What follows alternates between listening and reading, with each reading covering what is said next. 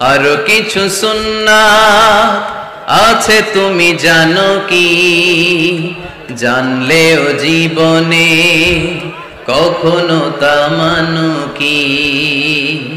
আরো কিছু সুন্নাত আছে তুমি জানো কি, জানলেও জীবনে কখনো তা মানো কি। সুন্নাত নয় শুধু পাগড়ি মাথায় দেয়া, আর সুন্নাত হলো অন্যায় বাধা দেয়া। সুন্নাত নয় শুধু মেষ চড়াতে যাওয়া, আর সুন্নাত হলো রাষ্ট্রনায়ক হওয়া। মোহাব্বতে তার সুদিনের সাথী তুমি, দুর্দিনেও তার পাশে থাকো কি। আর কিছু সুন্নাত আছে তুমি জানো কি, জানলেও জীবনে কখনো তা মানো কি। সুন্নাত নয় শুধু দাওয়াতের মেহমান, সুন্নাত নয় শুধু খাওয়া শেষে মধুপান। আর কিছু সুন্নাত আছে তুমি জানো কি, জানলেও জীবনে কখনো তা মানো কি। ঠিক কিনা? যেই ব্যক্তি এই দোয়াটা পড়বে ওই ব্যক্তির জন্য রব্বুল আলামিন কিয়ামতের দিন জান্নাতের 8টা দরজা খুলে দিবে। এই ব্যক্তির আমলগুলো আল্লাহর কাছে এমন ভাবে কবুল হয়েছে, আল্লাহর কাছে ওই ব্যক্তি এতটাই সেরা, জান্নাতের 8টা দরজা কিয়ামতের দিন এই লোকটাকে ডাকতে থাকবে। প্রতিটা দরজা বলবে আপনি আমার দরজা দিয়ে ঢুকে জান্নাতে প্রবেশ করেন। বিশ্বনবী যদি হেদায়েত দিতে পারতেন তাহলে বিশ্বনবীর চাচা আবু তালেব নাম শুনেছেন? জন্মের আগে বাবা হারা হলেন, দাদার কাছে মানুষ হলেন, দাদাও চলে গেল, রয়ে গেল চাচা আবু তালেব। আপন বাবার চেয়ে কোনো অংশে কম করে নাই। বিশ্বনবীর প্রথম বিয়েটা খাদিজাতুল কুবরা তাহেরার সাথে নিজে দায়িত্ব নিয়ে বিয়ে দিয়েছেন। বিয়েতে মোহর দেওয়া লাগে না? এই মোহরের টাকাটাও চাচা আবু তালেব নিজের পকেট থেকে দিয়েছিলেন। নিজে দাঁড়িয়ে বিয়ের খুতবা দিয়েছেন। আজীবন ছাতার মতো নিজের ভাতিজাকে আগলে রেখেছেন যাতে কাফের মুশরিকরা হার্ট করতে না পারে। কিন্তু তারপরেও এই চাচার নসিবে কি হেদায়েত জুটেছে? চাচা অসুস্থ, মুমূর্ষ, চলে যাবে। বিষ্ণু বলেছেন লাকিনু মাউতাকুম লা ইলাহা ইল্লাল্লাহ, তোমরা মুমূর্ষদের সামনে বসে লা ইলাহা পড়ো। আবার বলেছেন ইকরাউ আলা মাউতাকুম সূরাতা ইয়াসিন, মুমূর্ষদের সামনে সূরা ইয়াসিন পড়ো। তো বিশ্বনবী যে তালকিল দিলেন, চাচা আপনি পড়েন না লা ইলাহা ইল্লাল্লাহ মুহাম্মাদুর রাসূলুল্লাহ। ওই দিক দিয়ে আবু জাহেল, উতবা, সাইবা এরা বলে খবরদার, আজীবন যে ধর্মের উপর ছিল ওইটার উপরই থাকো, নতুন ধর্মে যায়ও না। বিশ্বনবী বলে পড়েন লা ইলাহা, আবু জাহেল বলে পড়ো না। অবশেষে চাচা আবু তালেব বলল আলা মিল্লাতি আব্দুল মুত্তালিব, আমি আমার বাবার ধর্ম আব্দুল মুত্তালিবের শিরকি ধর্মের উপর থেকেই শেষ নিঃশ্বাস ত্যাগ করলাম। নসিবে হেদায়েত জোটে? এই পৃথিবীতে অনেক বাবা ছিল নবী, নিজের কলিজার টুকরা ছেলের হেদায়েত দিতে পারে নাই। নূহ আলাইহিস সালাম আল্লাহর নবী না? ওনার ছেলে কানাআনের হেদায়েত হয় নাই, ঠিক কি না? বিশ্বনবী দোয়া করতেন আনা দাওয়াতু আবি ইব্রাহিম, আমি আমার বাবা ইব্রাহিমের দোয়ার ফসল। সাইয়েদনা ইব্রাহিম আলাইহিস সালাম ছিলেন সব নবীদেরও বাবা, কিন্তু উনার বাবার হেদায়েত হয় নাই। আল্লাহু আকবার। সাইয়েদনা লূত আলাইহিস সালাম আল্লাহর নবী, স্ত্রীর হেদায়েত হয় নাই, স্বামী নবী, স্ত্রীর হেদায়েত হয় নাই। আসিয়া গোটা বিশ্বের মুমিন নারীদের মডেল, কিন্তু আসিয়ার জামাই ফেরাউনের হেদায়েত হয়েছে? হয় নাই। এজন্য হেদায়েত দেয় কে? আল্লাহ। এজন্য আমরা প্রতিদিন সূরাতুল ফাতিহার ভেতরে পড়ি ইহদিনাস সিরাতাল মুস্তাকিম, ও Allah show us the right path. আমি যদি পথ ভুলে যাই আমাদের পথ দেখায় দিবে কে? আল্লাহ। মুমিনদের টার্গেট কি? আল্লাহ। আবার অন্য আয়াতে আল্লাহ বললেন ফামান যুহজিহা আনিন নারি ওয়া উদখিলাল জান্নাতা ফাকাদ ফাজ ওয়া মাল হায়াতুদ দুনিয়া ইল্লা মাতাউল গুরুর। জাহান্নাম থেকে যারা বের হওয়ার সার্টিফিকেট পেল, জাহান্নাম থেকে যারা মুক্তি পেল, আর জান্নাতে ঢোকার গ্যারান্টি যারা পেল, তারাই হলো আসল সফল। সুবহানাল্লাহ পড়েন। সবাই জান্নাতে ঢুকতে চাই তো ইনশাআল্লাহ? আল্লাহ বললেন ফারিকুন ফিল জান্নাহ ওয়া ফারিকুন ফিস সাঈর। সবাই কিন্তু জান্নাতে ঢুকবা না, কারণ জাহান্নামও আছে না নাই? ওইটাতেও কিছু ঢুকার দরকার আছে না নাই? কিন্তু আমরা ঢুকতে রাজি না। আজকে যারা আসছে আমরা সবাই কই ঢুকতে চাই? কথা কন। জান্নাতে ঢুকতে চাই। তো জান্নাতে ঢোকার জন্য কিছু আমলের দরকার আছে না নাই? কোরআন মানার দরকার আছে না নাই? আল্লাহর দেয়া বিধানগুলো জীবনে, সমাজে, ফ্যামিলিতে বাস্তবায়নের দরকার আছে না নাই? আল্লাহর দেয়া সবগুলো বিধান মেনে আমরা যেন জান্নাতের অধিবাসী হতে পারি, আল্লাহ তৌফিক দাও। বিশ্বনবী ফরমান, বুখারীর বর্ণনা, ইন্নালিল জান্নাতি সামানিয়াতু আবওয়াব। জান্নাতের ভেতরে 8টা দরজা আছে। কয়টা?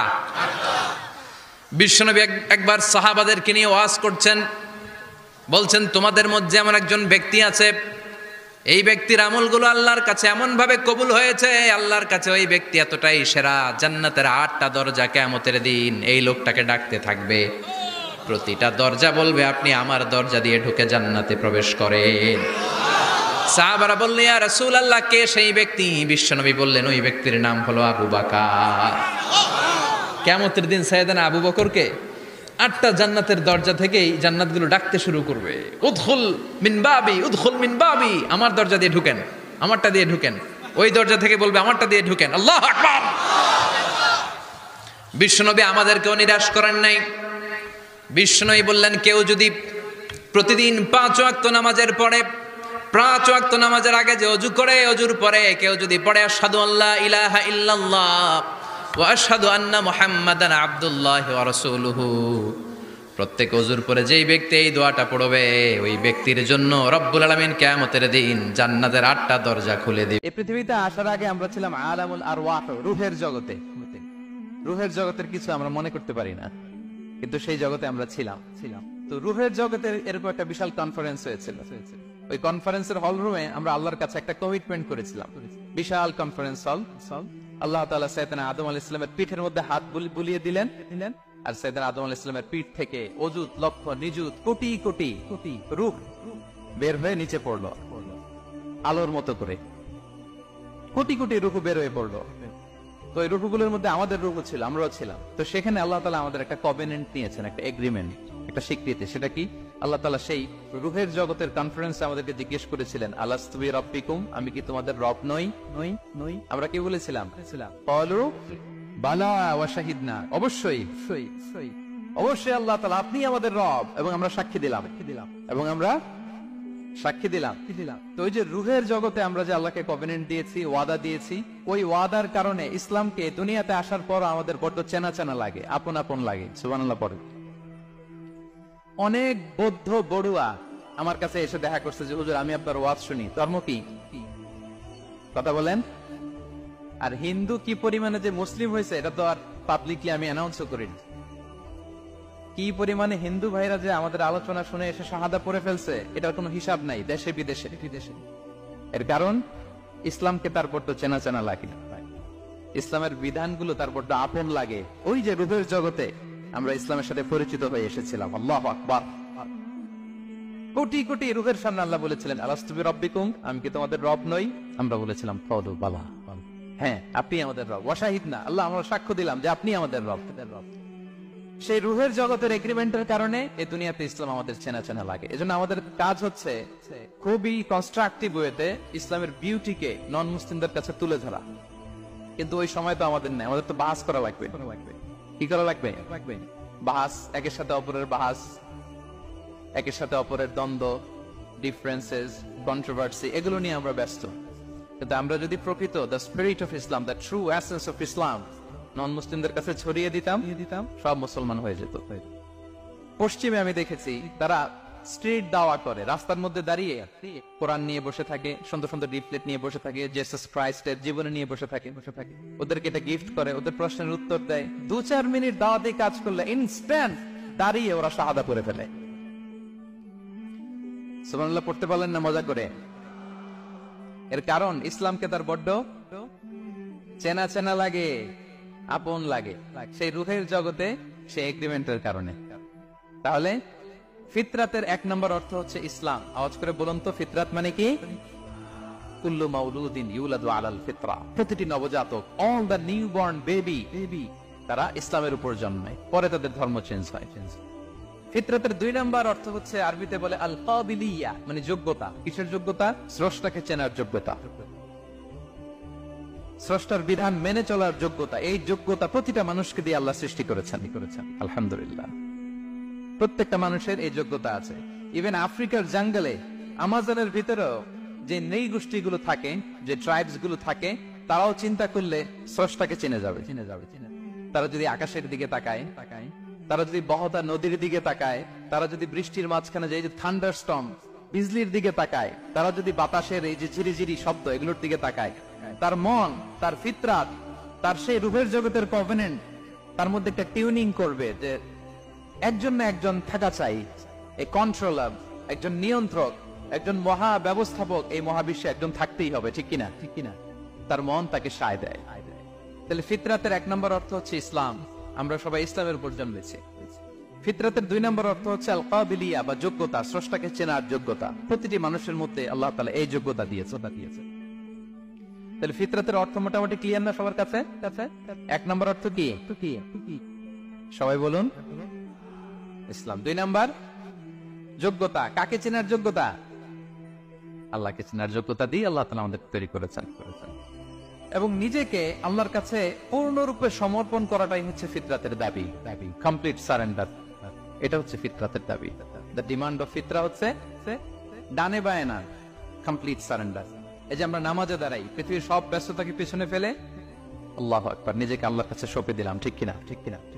আমরা যখন রোজা রাখি, ঘরের ভেতরে যখন একা থাকি, পৃথিবীর কেউ দেখে না, তৃষ্ণায় গলা ফেটে যায়, তারপরে এক গ্রুপ পানি খাই। দিস ইজ ফিতরাত। ইজহার আর রেদা পরে লাব্বাইক লাব্বাইক বলে আরাফাতের ময়দানে কাঁদি, এক সত্তাকে ডাকি, তিনি কে? দিস ইজ ফিতরাত। তাহলে নিজেকে আল্লাহর কাছে পূর্ণরূপে সমর্পণ করাটাই হচ্ছে ফিতরাতের দাবি। ঝগড়া তো হবেই, দাম্পত্য জীবনের মজাটাই তো এখানে। কখনো ঝগড়া, কখনো আনন্দ, একটু বৃষ্টি, একটু রোদ, একটু হাসি, একটু কান্না, ভালো লাগা, ভালোবাসা শেয়ার করে নেয়া, মিলেমিশে একাকার হয়ে যাওয়া। ঠিক কিনা? তো আল্লাহর হাবিব সাল্লাল্লাহু আলাইহি ওয়াসাল্লামের সাথে আম্মা জান আয়েশার ঝগড়া হতো। তো একদিন ঝগড়া হয়ে 2 জন রেগে আছে। খবরদার 2 জন রেগে থাকবেন না। আবার একজন রাগলে আরেকজন থেমে যাবেন, কারণ এই ছোট্ট ঝগড়া থেকে এটা অনেক সময় বিচ্ছেদের দিকে গড়ায়। আমার প্রিয় ফরিদপুরবাসী, ভাবি রেগে গেলে আপনি রাইগেন না, ওই দিন আপনি একটু ঠান্ডা থাকেন। আবার আপনি রেগে গেলে, আমার মাইকের আওয়াজ যদি ভাবিরা শুনেন, আপনারা রেগে যায় না, একটু ঠান্ডা থাকবেন। 2 জনে রেগে গেলে তো 3য় বিশ্বযুদ্ধ শুরু হবে, তাই না? একজন রেগে গেলে আরেকজন ঠান্ডা, কারণ